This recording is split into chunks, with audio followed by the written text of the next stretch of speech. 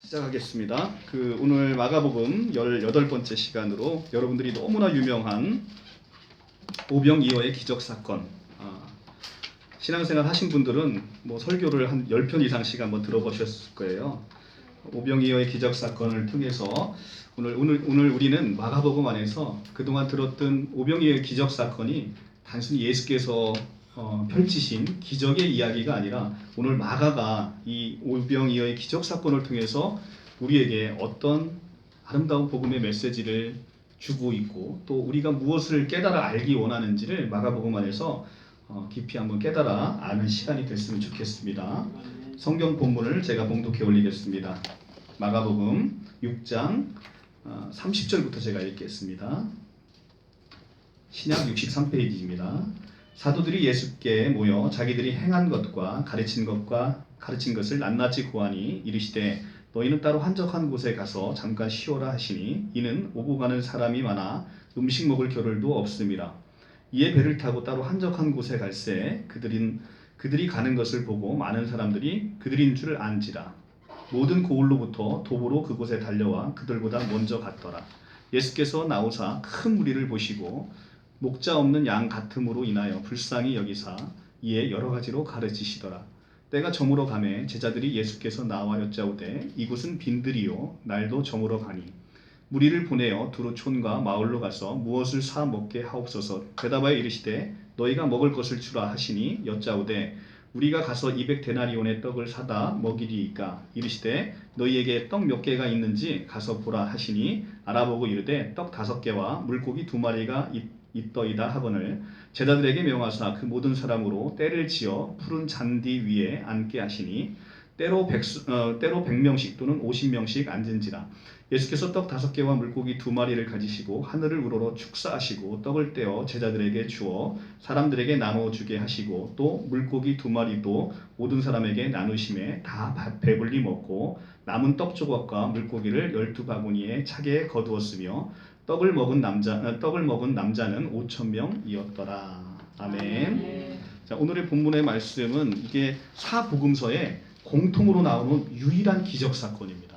사복음서의 오병이어의 기적 사건이 유일하게 공통으로 나온다는 것은 이것이 그만큼 중요한 사건이었다는 것을 우리가 알 수 있습니다. 그런데 왜 이것이 중요한 기적 사건이었는지에 대해서 영적인 의미를 깊이 헤아리지 못하면 이 말씀을 오늘 또 그냥 예수님께서 펼친 하나의 기적 사건으로 그냥 마치고 말 거예요. 그런데 우리는 오늘 마가가 하는 이야기가 무엇인지를 한번 깊이 한번 묵상해 보도록 하겠습니다.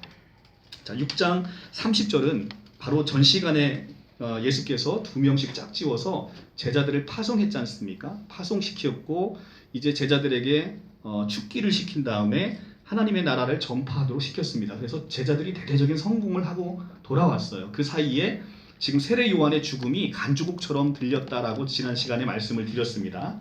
오늘은 그것의 연장선상에서 제자들이 이제 돌아와서 이제는 자기들의 한 일을 낱낱이 고하고 이제 예수님께 그 성과를 보고하니까 제자들은 너무나 지치고 힘들었어요. 그래서 한적한 곳에 가서 잠깐 쉼을 필요로 했고 음식도 배고파서 먹어야 되는 그런 상황이었습니다. 그래서 배를 타고 따로 한적한 곳에 갈새라고 오늘 말씀을 시작하고 있습니다. 제자들이 파송 현장에 돌아왔지만 사람들이 많이 몰려와서 휴식을 방해받고 있는 그런 상황이었습니다. 우리 교회도 이랬으면 좋겠어요. 그죠? 너무 많이 몰려와서 점심 먹을 겨를이 없어서 우리 사역자들이 좀 힘들었으면 좋겠습니다. 네. 자, 그래서 이 휴식을 방해받고 있는 제자들에게 예수께서 배를 타고 따로 한적한 곳으로 갈새. 매우 짧은 단거리 항해였고 선교와는 무관한 유일한 항해입니다. 항해 사건이 몇 번 나타납니다. 마가복음과 마태복음 안에서. 그런데 선교와 무관한 유일한 항해가 아주 짧게 이루어진 것이죠. 무리를 피해 제자들에게 휴식을 위한 항해였습니다. 하지만 모든 고을로부터 사람들이 육로로 달려와서 제자들보다 먼저 이 배 타고 가는 속도보다 더 빠른 걸음으로 그 도착지에 이미 와 있는 거예요. 휴식이 이미 깨어져 버렸죠. 그래서 제자들은 더욱더 배가 고픕니다. 휴식은커녕 새로운 사역이 시작될 것 같습니다. 34절에 보면 예수께서 나오사 큰 무리를 보시고 그 목자 없는 양떼 같음으로 인하여 불쌍히 여기사 이에 여러 가지로 가르치시더라. 예수께서는 제자들의 배고픔은 또 어디로 가고 또 새로운 가르침을 시작을 하셨습니다. 참된 사역이 무엇인지 예수께서 제자들 앞에서 몸소 실천하고 계시고 또 보여주고 계시는 겁니다. 근데 더 중요한 것은 이 사역의 동기와 태도가 어떠해야 되는지를 지금 예수께서는 가르쳐주고 싶으신 겁니다. 어떤 자세로 가르쳤냐면 34절에 나옵니다. 목자 없는 양 같음으로 인하여 불쌍히 여기사. 이 마음으로 지금 예수님께서는 사람들에게, 무리들에게 가르치고 있습니다. 목자 없는 양이란 무슨 뜻입니까? 이는 예수의 죽음의 관점에서 해석되어야 되는 겁니다. 목자 없는 양은 시간을 넘어 이제 예수 사후에 제자들과 교회를 가리키고 있는 겁니다. 너희가 다 나를 버리리라. 내가 목자를 치리니 양들이 흩어지리라. 마가복음 14장 27절의 말씀처럼 이제 예수가 십자가를 지면 이제 제자들은 예수를 다 떠나버립니다. 그리고 목자가 치니 양들이 다 흩어지게 된다는 것이죠. 예수는 그런 제자들과 앞으로 이제 자기가 없을 교회에 그 불쌍히 여기는 마음을 가지신 것이죠. 예수는 당신의 죽음 후에 목자가 없을 때를 상정해서 이런 마음을 가지신 겁니다. 목자 없는 양떼를 향한 예수의 마음은 불쌍히 여기는 마음이었어요. 예수께서 불쌍히 여기셨다는 헬라어 단어 스프링크니조마이라는 단어는 이미 우리가 한번 배운 바가 있습니다. 마가복음에서 1장 41절에 이미 한번 나왔어요. 예수께서 병자를 고치실 때 불쌍히 여기는 마음, 이것이 스프랑크니조마이라는 헬라어 단어를 쓰는데 이때 1장 14절에 한번 나오고 지금 나오고 8장 2절에 나오고 9장 22절 총 마가복음에 이 단어가 4번이 등장을 합니다. 이 스프랑크나라는 명사에서 파생된 단어인데 이 스프랑크나라는 단어는 심장, 창자 이런 뜻입니다. 그래서 이 불쌍히 여기는 마음은 방금 태어난 핏덩이를 바라보는 산모의 심정과 같은 애끓는 마음이라고 얘기를 합니다. 그러니까 핏덩이를 바라보면서 산모들이 갖고 있는 마음이 아주 애달죠. 그 애달픈 마음으로 예수께서 지금 무리를 바라보고 계신다라는 겁니다. 이 애달픈 마음으로 나를 바쳐 사람을 가르치고 먹이는 것, 이것이 바로 우리가 해야 될 아름다운 참된 사역이다라는 것을 제자들에게 몸소 가르쳐주고 싶었던 겁니다. 35절에 때가 저물어 가매, 때가 저물어 가매, 때가 저물어 가매라는 이 단어를 그냥 놓치시면 성서가 보이지가 않습니다. 굉장히 중요한 의미가 있습니다. 때가 저물어 간다는 것은 빛이 사라지는 것입니다. 빛이 사라지는 것은 희망이 소멸되는 거예요. 그리고 이제 제자들이 예수께서 그렇게 강조하고 알려주고 싶었던 것에 대해서 제자들이 이 빛이 소멸됨으로 말미암아 아둔하여지는 것을 암시적으로 지금 보여주고 있습니다. 그래서 때가 저물어 가매라는 것은 그냥 쓰이는 게 아니라 제자들이 갖고 있는 깊은 영적인 인식과 함께 맥을 같이 하는 거예요. 성경에서는 그냥 쓰여 있는 단어가 없다고 보시면 됩니다. 그 안에 깊은 의미를 다 담고 있어요.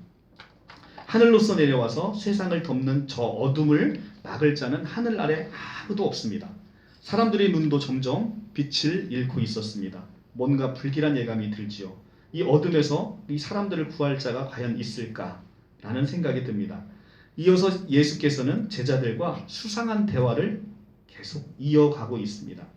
자, 이 마가복음 안에서 이 오병이어의 사건을 기적 이야기라고 치기는 대화가 예수님과 제자들의 대화가 너무 길어요. 그냥 기적에 대한 이야기만 하면 되는데 예수와 제자들의 대화가 너무 깁니다. 그리고 그래서 기적 말고 다른 무슨 뜻이 있는 게 아닌가라고 우리가 생각해 볼 수가 있습니다.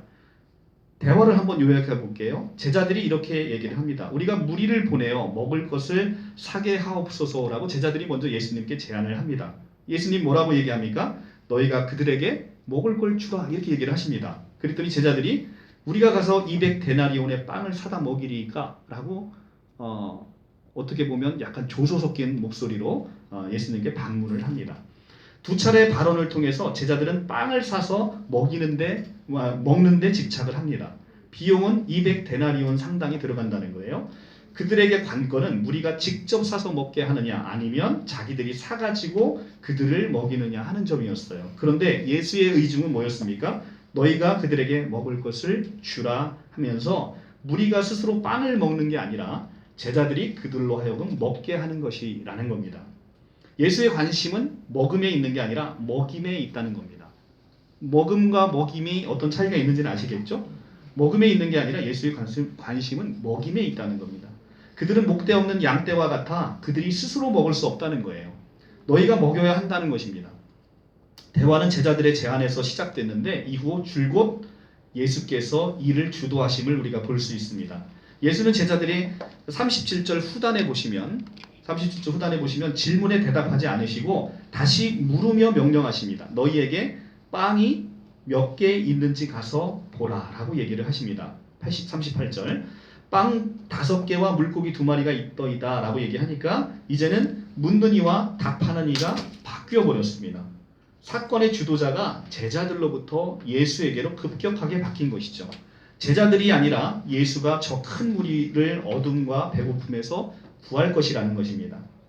빵이 얼마나 있느냐는 예수의 물음은 지금 너희가 가진 것의 해결의 실마리를 찾으라는 뜻이었습니다. 너희가 그들에게 먹을 것을 주라는 예수의 명령은 애초부터 예수로 말미암아 너희 안에 있는 생명의 양식을 인식하고 그 양식을 주라는 것이었습니다. 예수는 제자들에게 명하여 그 모든 사람을 떼를 지어 푸른 잔디 위에 앉게 하셨습니다. 35절. 자, 35절에 보면 35절에서 빛이 소멸됐음에도 불구하고 그들이 앉아 있는 곳에 잔디에 푸른 빛이 돋아난다라고 39절에 푸른 잔디 위에 앉게 하시니라는 푸른에 여러분들이 관심을 가지셔야 됩니다. 푸른. 분명히 어두웠어요. 근데 어두웠음에도 불구하고 지금 마가는 뭐라고 얘기하냐면 푸른 잔디 위에 앉게 하셨다라고 얘기를 합니다. 이 잔디는 푸른 빛이 돋았다는 거예요. 어둠의 빛이 죽음이고 죽음의 색이라면 푸른 잔디는 생명의 색이고 생명의 빛입니다. 예수께서 개입하시고 본격적으로 일을 주도하시니까 어둠 속일지언정 약속의 땅에 죽어있던 빛이 소생하고 죽어가던 사람의 마음마다 이제 생명의 빛으로 가득하다는 것을 푸른색을 통해서 우리에게 보여주고 있는 것입니다. 예수는 제자들로부터 빵 5개와 물고기 2마리를 받았어요. 그리고 가지고 축사하고 떼어 제자들에게 주셨습니다. 그리고 제자들을 시켜 사람들 앞에 차려놓게 만들었습니다. 그들은 갈릴리 마을을 다닐 때 예수께서 2명씩 짝지어서 파송시켰을 때 동네에 가면서 사람들로부터 대접을 받았을 거예요.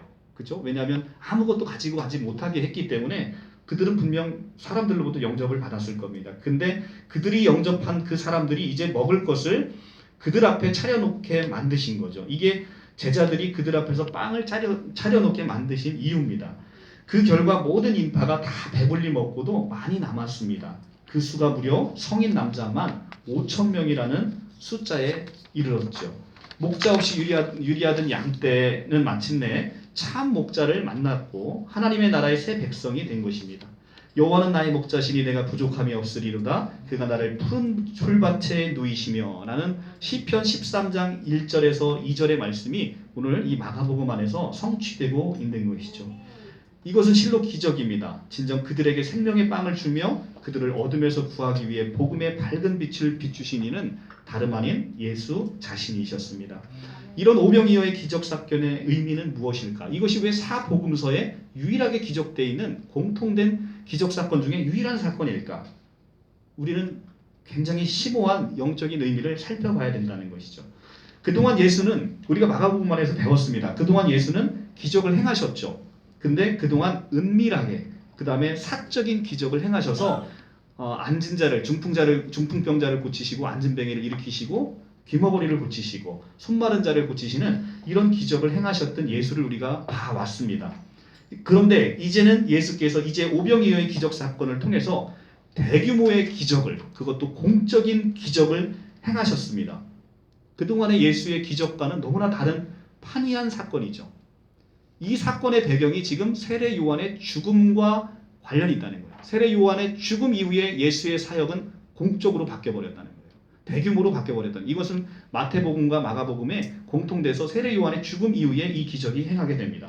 왜일까요? 왜 이런 대규모의 공적인 기적을 행하셨을까요? 이것은 오병이어의 기적을 통해서 예수께서 하고자 하는 것, 예수께서 이 땅에 오신 목적을 성취하는 가장 중요한 기적이기 때문에 이 기적이 사복음서에 다 들어가 있다는 겁니다. 그것은 다름 아닌 제2의 출애굽을 이루고 계심을 몸소 나타내기 위한 기적이었다는 겁니다. 이 기적, 자 여러분들 이게 왜 제2의 출애굽을 관련돼 있다라고 하니까 좀 의아해하신 것 같은데, 이 기적의 진정한 모델은 구약 성서에 있는 출애굽 사건이었습니다. 하나님께서 애굽에서 종살이했던 이스라엘 백성들을 불러내셔서 광야에서 40년을 먹이셨습니다. 광야에서 이스라엘 백성들은 기적적으로 하나님께서 먹이심을 통해서 살아남았어요. 광야에서 만나와 메추라기를 먹이시는 이 사건이 이스라엘 백성을 형성해 나가는 사건이듯, 그죠? 자기의 백성을 선택하셔서 그 선택된 백성에게 먹이시는 사건이었듯, 예수께서 지금 오병이어의 기적 사건에 먹이는 사건은 이제 새 이스라엘 형성하는 사건으로 제2의 출애굽을 시키는 서막이었다라는 것입니다. 출애굽 공동체를 모세의 장인이자 미디안의 제사장인 이드로라는 인물의 제안으로 1000부장과 100부장 그리고 50부장과 10부장으로 조직화했습니다. 이게 출애굽기 18장 25절에 나오는데, 마찬가지로 여기서는 예수께서 새로 따르는 공동체에게 지금 어떻게 나눕니까? 100씩 또는 50씩 나누어서 조직화하고 있는 모습을 볼 수가 있어요. 그러니까 출애굽 때에 이때 나타났던 그런 조직이 지금 예수로 말미암아 새로운 공동체에 이런 조직이 나타나고 있습니다.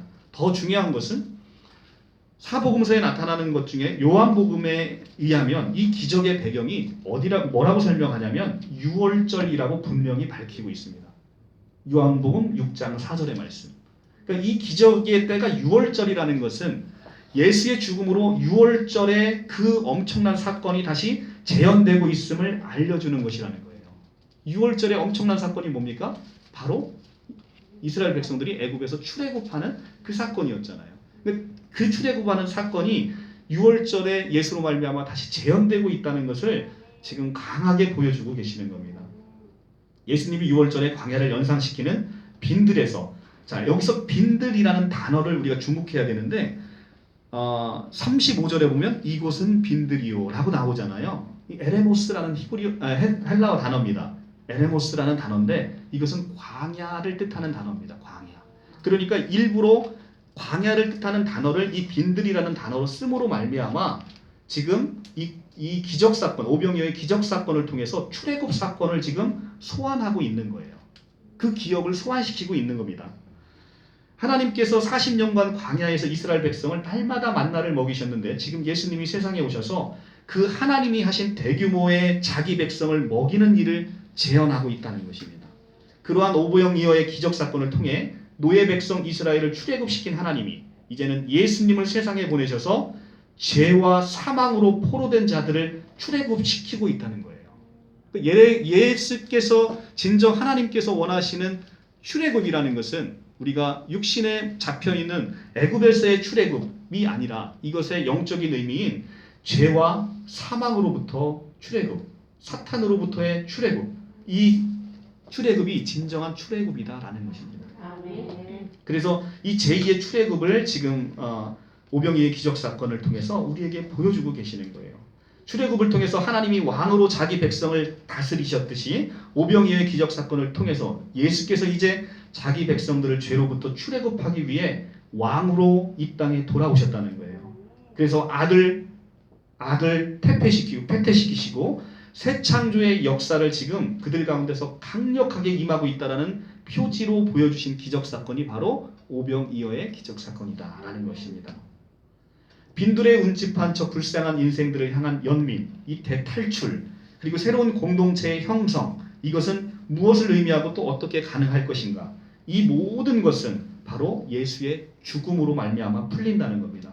예수의 사역, 즉 예수의 먹이심이란 곧 당신의 죽음, 곧 당신의 몸과 영으로서 그 불쌍한 사람들을 배부르게 먹이시는 일이었다는 것을 우리가 이 오병이어의 기적 사건을 통해서 알기를 원하셨던 것이죠. 41절에 보시면 이제 나오는 연속적인 동작이 나옵니다. 가지시고 축사하시고 떼시고 주십니다. 이 네 가지의 연속되는 사건을 통해 두 번째 먹이심의 기적은 우리 최후의 만찬에서의 성만찬과 놀랍게도 구조적으로 일치하고 있음을 알 수 있습니다. 이 빵은 다름 아닌 예수 자신의 몸이었던 거예요. 빈들에서 무리가 먹어야 할 빵은 다름 아닌 예수 자신이었습니다.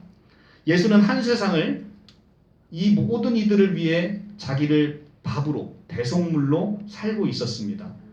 마가복음 10장 45절 인자가 온 것은 섬김을 받으려 한 것이 아니라 도리어 섬기려 하고 자기 목숨을 많은 사람들의 대속물로 주려 함이니라 라는 말씀이 오늘 이 말씀을 통해서 예수께서 자신이 빵으로서 모든 사람들을 위해 대속물로 주어지고 있다는 것을 우리에게 알게 하시는 것이죠. 예수님은 보리로 만든 빵을 직접 손으로 뜯습니다. 그죠? 여기 보시면 앉게 하시고 41절에 예수께서 떡 5개와 물고기 2마리를 가지 사늘을 우러러 축사하시고 떡을 떼어 제자들에게 주어 사람들에게 나누어 주게 하시고 떡을 직접 떼십니다. 지금 예수님께서 보리로 만든 떡을 떼십니다. 보리빵이 갈기갈기 찢어지고 뜯겨져서 작은 빵 조각들을 제자 손에 주어 주신 거예요. 그런데 놀라운 것은 그 갈기갈기 찢어진 그 빵 조각이 제자들의 손에 들어가니까 큰 빵이 되었습니다. 그 빵으로 광야에서 굶주린 수많은 영혼들의 기력을 회복시키고 생명을 얻게 한 것이죠. 바로 이 갈기갈기 찢어지고 뜯긴 빵 조각은 바로 채찍에 맞으며 십자가에 못 박혀 살점이 떨어져 나가며 갈기갈기 찢기는 예수 그리스도 자신을 상징하고 있다는 것입니다. 이 빵이 뜯기는 모습은 예수님이 채찍에 맞고 자기의 십자가에서 살점이 떨어져 나가는 자기의 앞으로 곧 닥칠 자기의 운명을 예표적으로 보여주고 있다는 것이죠. 제자들이 그것을 알기를 원하신 겁니다. 이처럼 오병이어의 기적 사건은 예수님의 죽음과 아주 직접적으로 연결되어 있다는 것입니다. 단지 이것을 기적으로 이런 놀라운 기적을 행하시는 분이 바로 그분이시네 라는 것을 알기 원하는 게 아니라 이 안에 예수 그리스도께서 이 땅 가운데 오신 이유, 그것은 바로 죄와 사망으로부터 우리를 출애굽시켜서 자신의 백성을 새롭게 만들고자 하는 제2의 출애굽을 우리에게 소환하기 위해서 이 기적을 행하셨다라는 것입니다. 그러므로 너희가 그들에게 먹을 것을 주라라는 애초의 말씀은 먹임의 모든 가능성을 제자들, 너희들 자신, 더 정확하게는 너희와 함께 있는 예수에게서 그것을 찾되 그들을 향한 애달픈 마음에서 그것을 시작하라라는 말씀이었던 것입니다. 그것은 결코 빵을 구입해서 나눠주라는 말씀이 아니었습니다. 그것은 돈이 없이 나와서 값없이 먹고 우리가 살 수 있는 바로 은혜의 빵이었습니다. 그것은 영원한 생명의 양식인 것은 바로 예수 당신의 몸이기 때문에 그것이 영원한 생명의 양식이었고 우리가 언제든 돈 없이 값없이 나와서 먹을 수 있는 은혜의 빵이었다는 겁니다. 그런데 이 아둔한 제자들은 그것을 모르고 있다는 거죠. 예수는 당신의 죽음으로써 무리를 먹이실 것입니다. 예수의 몸을 함께 먹는 무리는 그들이 함께 먹음으로써 그리스도의 몸인 교회를 이제는 형성하게 될 것입니다. 이것이 바로 제2의 출애굽이라는 것. 우리가 교회가 형성된 것은 바로 이 제2의 출애굽을 통해서 교회가 형성이 됐다는 것입니다. 예수의 죽음이 하나님의 나라의 새 백성을 형성시키는 근거가 바로 여기에 있는 것입니다. 예수의 죽음 그리고 그 영과 몸을 먹이는 것이 새로운 탈출 공동체 형성의 기초가 되는 것이죠. 하나님의 나라의 공동체는 이렇게 말씀과 빵의 공동체, 곧 그리스도인들의 성찬 공동체로 이제 나아갈 것입니다. 먹임의 대상이 목자 없는 양이었다면 그 동기는 불쌍히 여김에서 시작되었습니다. 결과는 물론 모든 사람들이 배불리 먹고 12바구니가 가득 남긴 것이죠.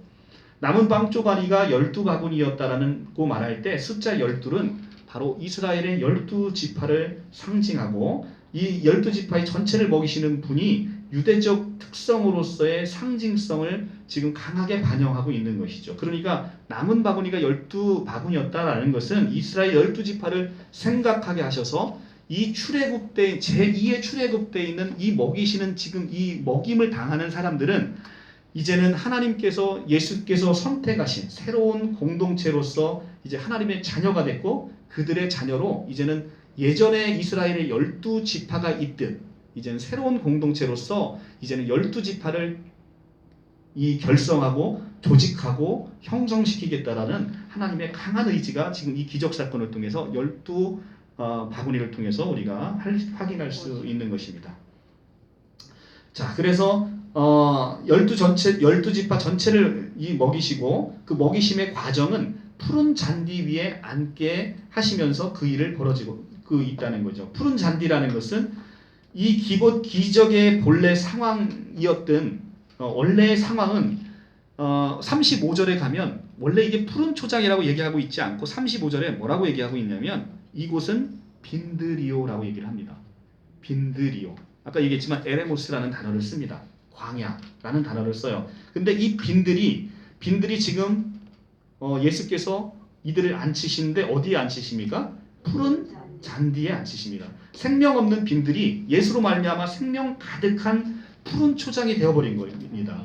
이것이 바로 예수로부터 건네받은 빵을 받은 자들의 축복인 것이죠. 내가 너희를 푸른 초장에 누이겠다라고 하는 그 말씀이 시편의 말씀이 오늘 성취되고 있는 것입니다. 예수께서 그들에게 너희에게 저들에게 먹을 것을 주라 한 후에 빵을 제자들에게 주는 것은 일종의 제자들로 하여금 중간 역할로서 제자들로 사제적인 역할을 담당하게 하기 위해서 있었습니다. 제자들은 이것을 명심하여 장차 이 같은 상황에서 양떼를 먹이는 목자의 역할을 수행해야 합니다. 따라서 이 먹이심의 기적에서 제자들은 단순히 예수를 돕는 것이 아닙니다. 사람들을 어떻게 먹이는가에 대해서 예수께서는 당신의 제자들에게 친히 본을 보이고 있는 겁니다. 그러므로 예수의 사역은 장차 제자들이 수행할 사역의 모범이었고 제자들은 예수의 가르침을 본받아서 그의 영으로 사람을 배부르게 하여야 하며 예수의 먹이심을 본받아 그의 몸으로 사람을 먹여야 하는 것입니다. 우리의 모든 목회는 우리가 가진 우리의 빵을 주는 게 아니라 예수의 죽음으로 상징된 자기 희생의 예수 정신을 계승하고 예수의 생명으로 먹이는 것입니다. 이것이 바로 우리가 해야 될 사역인 것입니다. 그런데 빵은 이내 제자들에게 덫이 되고 말았습니다. 이 생명의 빵이 되어야 할 이 생명의 빵이 제자들에게는 이제는 덫이 되고 말았습니다. 너희가 그들에게 먹을 것을 주라는 예수님의 역제안에 제자들의 반응은 싸늘했습니다. 아니 우리가 가서 200데나리온의 빵을 사다 먹이리까? 이렇게 사극처럼 얘기하시는 사극처럼 이렇게 얘기하시면 우리가 200데나리온의 땅을 사다가 먹이리까? 이렇게 얘기를 하면서 예수의 따뜻한 온정에 반해서 제자들의 반응은 굉장히 차갑습니다. 예수님의 따뜻함과 제자들의 차가움이 동시에 함께 보이고 있습니다. 바로 앞 단어에서 예수님은 그들을 불쌍히 여기사, 불쌍히 여기는 마음, 핏덩이를 어미가 보는 마음으로 말씀하셨는데 지금 제자들의 반응은 우리가 가서 200데나리온 빵을 사다가 먹이리까? 라고 차갑게 식어 있습니다. 제자들은 자신들의 심오한 역할과 의미를 깨닫지 못한 채 실패하고 있는 것이죠.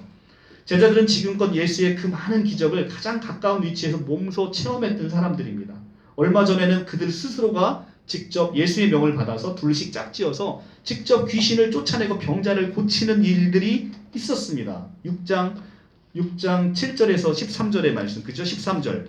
많은 귀신들을 쫓아내며 많은 병자들에게 기름을 발라 고치더라. 이걸 누가 한 거예요? 지금 제자들이 한 거잖아요. 그럼에도 이 제자들은 그들은 하나님의 나라는 그들 스스로가 직접 귀신들을 쫓아내고 병자를 고쳤음에도 불구하고 하나님의 나라의 능력과 주권에 이렇게 훌륭히 참여했음에도 불구하고 이제는 예수처럼 스스로 일을 해야 되는데 그런 일을 하지 못하고 그 의미, 빵의 의미를 이해하지 못하고 마침내 이 빵이 덫이 돼서 예수를 지금 힐난하고 있는 것이죠. 그래서 목소리를 한껏 높여서 예수에게 그렇게 얘기를 하는 것입니다. 우리가 가서 200데나리온의 빵을 사다 먹이리까. 스승과 제자 사이에 의미와 의도의 숨바꼭질의 대화가 보여지고 있는 겁니다. 그죠? 어떻게 보면 두 사람이 평행선을 그리면서 대화의 숨바꼭질이 지금 이어지고 있습니다. 이 사건에서 예수는 어둠의 세력으로부터 불쌍한 무리를 구하지만 그 어둠은 다름 아닌 제자들에게서 빛을 빼앗아 갔습니다. 그래서 아까 그 단어가 중요하다는 거예요. 35절에 때가 저물어 가매. 이때가 저물어 가서 빛이 없어진 것은 누구에게서 빛을 뺏어간 겁니까? 제자들에게서 빛을 뺏어간 것이죠. 그렇다면 마가의 오병이어의 기적 사건을 푸는 열쇠는 예수의 초자연적인 능력의 기적 사건이 아니라 오히려 제자들의 실패의 관점에서 읽어야 이 마가복음의 성서의 의미를 정확히 이해할 수 있다는 겁니다. 그들은 앞으로도 빵과 관련해서 계속해서 실패할 것입니다. 요한복음의 기사에서는 제자들은 한 소년에게 빵과 물고기를 받아 예수에게 전합니다. 요한복음에는 요한복음 6장 9절에 그렇게 기록되어 있어요. 그래서 우리 목사님들이 이제 많이 설교 많이 하실 때 이 한 소녀의 믿음을 칭찬하는 설교를 많이 들어보셨을 거예요. 이 한 소녀로 말미암아 오병이어의 기적 사건이 일어났으니 여러분들도 그런 믿음을 보이십시오라는 설교 말씀 많이 들어봤을 거예요. 근데 지금 마가의 본문에서는 요한복음에서는 이 한 소년이 빵과 물고기를 갖고 있었어요. 그런데 지금 마가복음의 본문에서 빵과 물고기는 누가 갖고 있었습니까? 누가 갖고 있었어요? 제자들이 갖고 있었어요. 제자들이. 자, 한번 성경을 한번 볼까요? 요한복음하고 비교해 볼게요. 지금 요 손가락 끼시고요. 요한복음 6장 9절을 한번 가볼게요.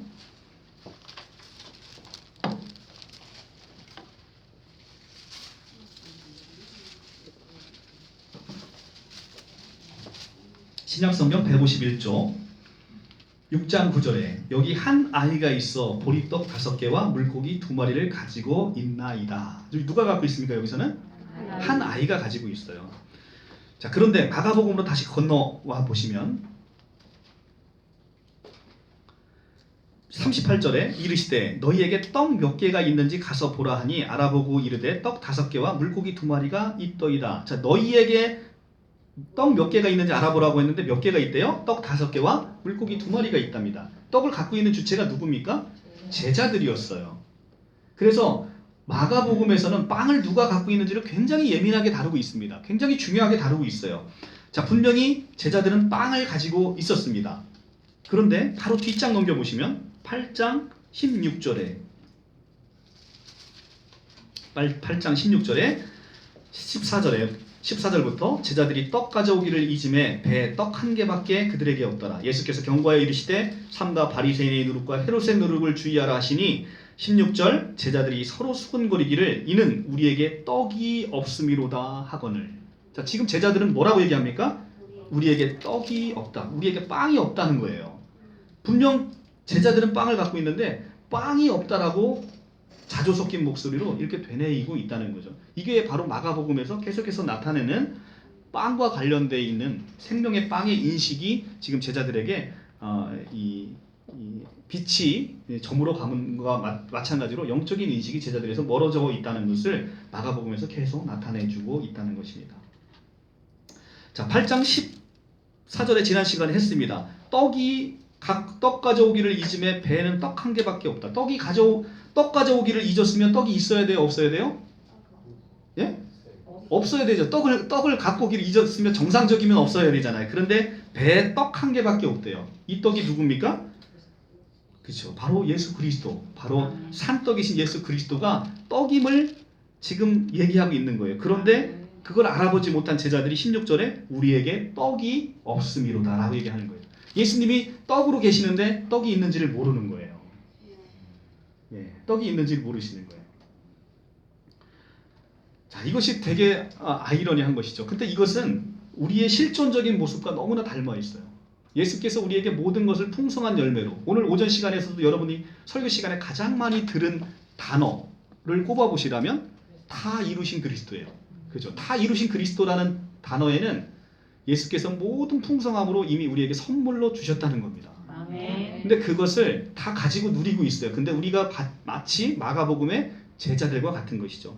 우리가 항상 빛이 잃어버리고 때가 저물어 있으니 그 영안이 밝혀지지 않아서 우리에게 있는 다 이루어지심을 발견하지 못하고 느끼지 못하고 있는 거죠. 그러니까 오늘의 슬픔과 환경이 계속해서 나를 지배하고 우리는 그곳에서 탈출하지 못하는 거죠. 그래서 우리가 그런 것에, 우리가 육적인 것에, 그리고 또 우리가 세상적인 것에, 우리가 예수 아닌 것에 소망을 두고 있는 것으로부터 우리가 출애굽을 해야 된다. 그래서 오늘의 이 출애굽 사건을 통해서 우리의 모든 삶으로부터의 출애굽, 그리스도를 향한 출애굽이 우리에게 절실히 필요하다는 것을 오늘 마가복음이 우리에게 보여주고 있다는 것입니다. 자, 오병이어의 기적 사건이 사복음서에 모두 등장하는 유일한 기적 사건이라고 말씀을 드렸어요. 그리고 특히 마가에서 오병이어의 기적 사건은 제자들에게서 빛을 빼앗아 버리고 이후 이어지는 본문에서 오병이어의 기적 사건 끝나고 다음 시간에 이루어질 것인데, 다음 시간에 이제 강의할 것인데, 바로 예수께서는 제자들에게 항해를 지시하십니다.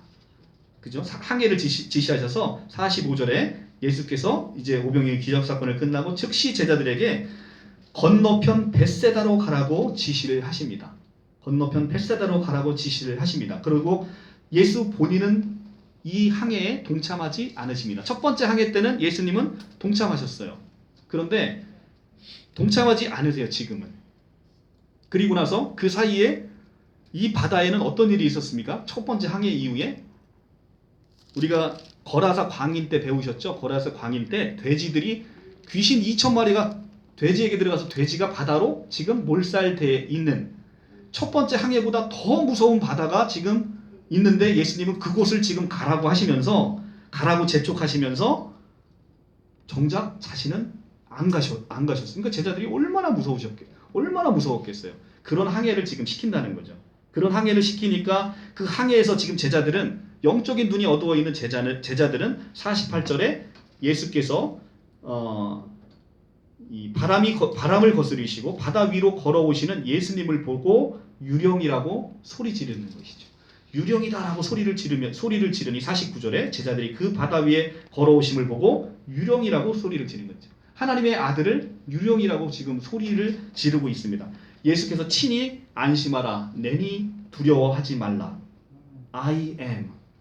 그 다음에 에고 에이미. 내가 이렇게 얘기를 합니다. 에고 에임이라고 출애굽기에서 나타나는 여호와 하나님이 모세에게 자기 이름을 얘기하셨던 그 이름을 내니 두려워 말라라고 친히 에고 에임이 내가 하나님이다 라고 얘기를 함에도 제자들은 심히 마음에 놀라서 52절에 그 떡되던 일을 깨닫지 못하고 마음이 둔하여졌더라.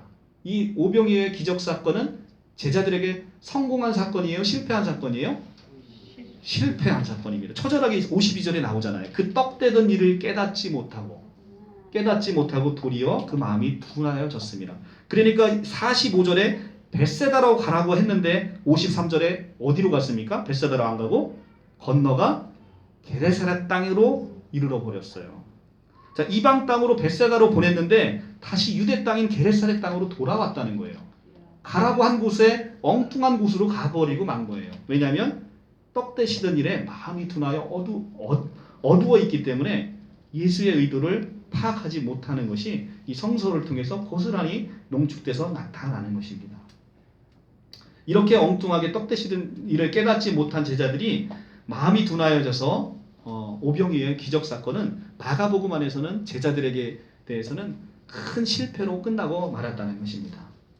자, 반면 우리의 마태복음에서의 같은 본문에서는 한번 가볼게요. 마태복음 14장의 말씀으로 가서 보면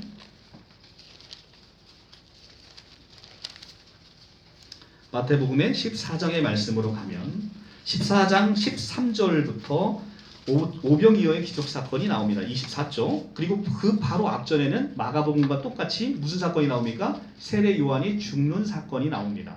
세례 요한이 죽는 사건 이후로 이렇게 예수님은 공적으로 대규모의 기적 사건을 벌입니다. 왜 그렇다고 그랬죠? 이것은 출애굽 사건을 소환시키기 위해서 그렇다고 말씀을 드렸어요. 그리고 나서 아름답게 오병이어의 기적 사건을 제자들과 함께 아름답게 함께합니다. 함께해서 제자들과 함께 아름다운 성만찬으로 이 오병이어의 기적 사건을 끝마쳤습니다. 그래서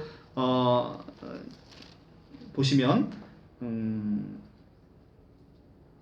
자 14장 16절부터 예수께서 이르시되 갈 것 없다 너희가 먹을 것을 주라. 제자들이 이르되 여기 우리에게 있는 것은 떡 5개와 물고기 2마리 뿐이니이다. 이르되 그것을 내게 가져오라 하시고 무리에게 명하여 잔디 위에 앉히시고 떡 5개와 물고기 2마리를 가지사 하늘을 우러러 축사하시고 떡을 떼어 제자들에게 주시매 제자들이 무리에게 나눠주는. 자, 예수님께서 제자들에게 주고 제자들이 무리에게 나눠줘서 다 배불리 먹고 남은 조각이 12바구니가 차게 되었다는 것입니다. 자, 여기까지 보면 이것이 성공한 성만찬인지 여부를 확인할 수 없어요. 그런데 여기서의 성만찬은 뒤에 항해 사건으로 이어지는 것을 보면 아름다운 성만찬이 이어졌다는 것을 확인할 수 있어요. 그러니까 예수님과 제자가 어우러져서 오병이어의 기적 사건을 마태복음에서는 아름다운 성만찬으로 성공적으로 끝냅니다. 그러고 나서 이제 두 번째 항해 사건, 여기서도 항해 사건으로 이어지죠. 항해 사건으로 이어져서 28절부터 31절까지 베드로의 얘기가 삽입절로 들어갑니다. 이것은 마가복음에 없는 것인데 이 마태복음에만 삽입절로 들어갑니다. 그래서 베드로가 대답하여 이르되 주여 만일 주님이시거든 나를 명하여 물 위로 오라 하소서. 오라 하시니 베드로가 배에서 내려 물 위를 걸어 예수께로 가되. 자, 이렇게 지금 믿음을 보여주고 베드로가 예수를 만일 주님이시거든 이라고 얘기를 합니다. 그래서 또 30절에 바다를 보고 무서워 빠져지는 가는지라 소리를 질러 이르되 주여 나를 구원하소서라고 예수에게 구원을 청하고, 31절에 예수께서 즉시 손을 내밀어 그를 붙잡아 이르시되 믿음이 작은 자여 왜 의심하느냐 하시고. 자, 여기서는 믿음이 없어요? 믿음이 작아요? 믿음이 작습니다. 그런데 마가복음에서는 믿음이 작아요? 믿음이 없어요? 믿음이 없다고 책망받았지요. 그래서 33절에 이들은 비로소 고백합니다. 배에 있는 사람들이 예수에게 절하여 이르되 진실로 하나님의 아들이로소이다 하더라. 자, 예수님의 정체가 마태복음의 제자들은 분명히 인식합니다. 그죠? 이게 마가복음과의 엄청난 차이를 보이고 있죠. 그래서 오늘 마가에서 나타나는 오병이어의 기적사건은 기적 이야기가 아니라 이 오병이어의 기적사건을 통해서 제2의 출애굽을 하고자 하는 예수의 그 깊은 의미를 제자들이 깨닫지 못하고 떡을 떼시며 자기가 앞으로 십자가에서 채찍질을 맞이고 십자가에서 살점이 떨어지는 그 빵이 바로 지금 내가 너희들에게 떼어주는 이 빵이라는 것을 제자들에게 알려주고 싶었는데 제자들이 마음이 둔하여져서 그 사실을 떡 떼시던 일을 알지 못하고 오히려 마음이 둔해졌음을 마가에서는 얘기하고 있습니다. 이 일련의 일들은 앞으로의 모든 빵 사건을 통해서 빵의 식탁 교제를 통해서 제자들에게 계속해서 덫으로 다가오고 있는 모습을 마가복음 안에서 여러분들이 보게 될 것이라는 겁니다. 이렇게 지금 마가복음과 마태복음의 현격한 차이를 보이고요. 요한복음에 있어서는 제자들이 지금 중간 역할을 없이 예수께서 직접 무리에게 직접 분배하시고 그들을 먹이시는 사건으로 나타나고 있습니다. 이게 각 복음서마다 복음서에서 특징적으로 강조하고자 하는 것이 같은 사건이라도 다르게 나타난다는 것이죠. 그래서 이 마가복음의 기적 사건, 그래서 이제 오병이어의 기적 사건을 얘기하시면서 특별히 어떤 제자들의 이제 그 믿음을 강조하기 위해서는 마가복음의 본문은 적절치 않은 본문이에요. 이것은 마가복음은 제자들의 어리석음을 지금 깨닫지 못하고 실제 예수께서 가지고 오신 하늘나라에서 왜 그분이 이 땅 가운데 오셔야만 했는지라는 중요한 영적인 문제, 이 신학적인 문제에 대해서 제자들이 전혀 깨닫지 못한다는 것을 적나라하게 보여주고 있는 것이죠. 오늘 말씀을 맺도록 하겠습니다. 자, 우리 마가복음의 본문은 오늘날 우리의 모습과 너무나 닮아 있습니다. 우리에게 생명이 있되 그 생명이 무엇인지 알지 못하는 것이죠. 이것이 한국 기독교뿐만 아니라 온 세계의 많은 예수 믿는 사람들, 우리는 그들을 그리스도인이라고 얘기하는데 그리스도인들이 알지 못하는 것입니다. 자, 이 생명의 참 의미가 무엇인지 몰라요. 빵을 보고 빵의 의미가 무엇인지 모르듯 생명을 우리에게 주었다라고 하는데 이 생명이 무엇인지 모른다는 거예요. 우리는 그 생명을 한 번도 가져본 적이 없기 때문에 그렇죠. 여기서 C.S. 루이스의 얘기를 하지 않을 수가 없는 것이죠. 바로 이 생명은 새 생명이고 영원한 생명이고 바로 예수 생명이고 하나님의 생명이었던 것입니다. 자, 우리가 예수가 누군지를 모르니까 예수 생명을 가졌다라고 하는데 예수 생명이 나의 생명과 같은 생명이라고 착각 속에 빠져 있는 거예요. 그러니까 우리에게 있어서는 우리가 한 번도 가져보지 못한 생명이 왔다는 사실을 인지하지 못하는 겁니다. 그러니까 신천지가 얘기하는 육체 영생이라는 말이 여러분들이 쉽게 아멘할 수밖에 없는 게 육체 영생이라는 것은 본질의 변화가 없는 거잖아요. 지금 우리가 갖고 있는 생명을 시간적으로 영원히 산다라고 생각하는 게 신천지가 갖고 있는 영원한 생명, 영생의 의미인데 성경에서 얘기하는 영생의 의미는 그런 의미가 아니라는 거예요. 영생의 의미는 우리가 한 번도 가져보지 못하고 경험해보지 못한 생명, 그것이 바로 누구 생명이냐면 하나님만 갖고 있었던, 삼위일체 하나님만 갖고 있었던 생명. 그 생명은 우리의 생명과 질적으로 너무나 차이가 크죠. 원숭이 생명과 여러분 생명이 같습니까? 다르죠. 원숭이의 그 하찮은 생명과 어찌 감히 사람의 생명을 비교할 수 있습니까? 하물며 피조물인 여러분의 생명과 창조주인 하나님의 생명이 같습니까? 다르죠. 하나님의 생명과 여러분의 생명은 비교할 수도 없는 생명이에요. 여러분의 생명을 하나님의 그 생명으로 지금 대신 여러분의 생명으로 허락하셨다는 거예요. 이것이 바로 우리에게 온 하늘 생명, 영원한 생명, 새 생명, 예수 생명, 하나님의 생명이라는 것입니다. 이 놀라운 변화가 우리 안에 일어났다는 거예요. 이것이 그렇게 오전 시간에 강조했던 다 이루어졌다라는 의미인 거예요. 이것이 바로 하나님의 생명이 우리에게 와 있으므로 우리의 본질이 이제는 하나님처럼 높아졌다는 거예요. 하나님의 모든 것을 우리가 상속자로 받았다는 겁니다. 그분의 능력과 권세와 주권과 통치를 다 우리에게 허락하셨다는 거예요. 우리는 그 모든 걸 가졌다는 겁니다. 그런데 우리가 제자들처럼 눈이 어두워져서 그 빵의 의미를 모르듯 이 생명의 의미를 알지 못하고 살아가는 것이 바로 오늘날 우리의 안타까운 교회의 현실이다라는 겁니다. 여러분들이 아셨으니까 여러분들은 전해야 될 의무가 있는 겁니다. 여러분들 아셨잖아요. 여러분들 주변에 교회 다니시는 분 많을 거예요. 여러분들 물어보세요. 영생이 뭐냐라고 물어보면 대부분의 99.9%가 신천지처럼 이해할 거예요.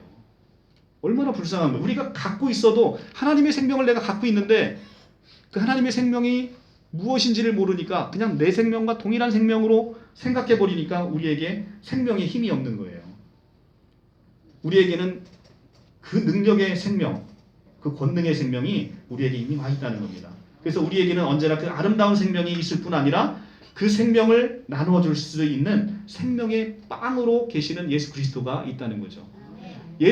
우리가 생명이 있고 생명의 빵이 있다는 것은 이 생명의 빵의 의미는 이 생명은 분명 나에게 소유된 거예요. 나에게 소유되어 있지만 생명이 빵으로 와 있다는 것은 우리가 사랑하는 모든 사람에게 축복하면서 이 생명을 나눠줄 수 있다는 거예요. 예수께서 제자들을 통해서 이것을 나눠주셨듯이 우리가 가지고 있는 하나님의 생명, 영원한 생명, 이 새 생명을 모든 사람들에게 우리가 축복하며 나눠줄 수 있다는 겁니다. 이게 얼마나 은혜롭습니까? 이것이 바로 생명의 빵의 의미예요. 아무리 주어도 계속 솟아나는 이 생명의 빵, 그죠? 영원 무궁해서 계속해서 샘솟고 있는 이 생명의 빵, 아무리 우리가 주어도 우리에게 부족함이 없이 계속 채워지는 이 생명의 빵, 이것이 우리 안에서 예수 그리스도의 생명으로 우리 안에 가득 차 있다는 겁니다. 우리 영혼이 어두워져 있으면 이 생명의 빵이 보이지 않습니다. 우리가 세상의 돈과 권력과 명예 안에 소망을 두고 살면 바로 이 생명의 빵이 있음에도 불구하고 이 생명의 빵이 보이지가 않는 겁니다. 그래서 우리는 실로 모든 것을 가진 자로 돼 아무것도 없는 자처럼 스스로 우리의 환경을 보고 좌절하는 경우가 너무나 많죠. 지금 내가 세상에 물질 가진 게 없으면 나는 너무나 가난한 자라고 모든 사람들이 생각합니다. 그런데 여러분들의 실존은 그렇지 않다는 거예요. 여러분의 실존은 여러분 모든 걸 가진 자라는 거예요. 세상의 온 우주를 가지신 하나님을 여러분이 소유함으로 말미암아 그 하나님이 소유하신 모든 게 다 여러분 것이 됐다라고 성서는 지금 여러분에게 선포하고 있습니다. 이 생명의 빵을 인식하고 느끼게 되면 우리는 분명 무명한 자 같으나 유명한 자고 아무것도 없는 자 같으나 모든 것을 가진 자로다라는 고린도후서의 사도 바울의 고백이 우리 고백이 될 거라는 겁니다. 오늘 예수께서 이 놀라운 생명의 빵을 여러분을 통로로 해서 온 세상에 배부름과 그리고 생명의 복된 소식으로 전하고자 하시는 것이 하나님의 크신 뜻입니다. 이 거룩한 통로에 여러분을 부르셨고 부르심을 입은 여러분들은 그 통로의 사명을 온전히 잘 감당하시기를 축복하고 또 축복합니다. 여러분들 하나님께서 여러분들을 너무 사랑하셔서 하나님의 그 생명을 여러분들에게 다 허락하셨으니까 오늘 정말 힘들고 내가 고난받고 외롭고 또 육체 가운데 연약한 가운데 있어도 여러분들이 하나님의 생명을 의지할 때 그 생명으로 말미암아 여러분들이 다시 회복하시고 또 하나님의 은혜 가운데 그렇게 잘 살 수 있을 거라고 확신합니다. 자, 오늘 말씀 여기서 마치고 기도하도록 하겠습니다.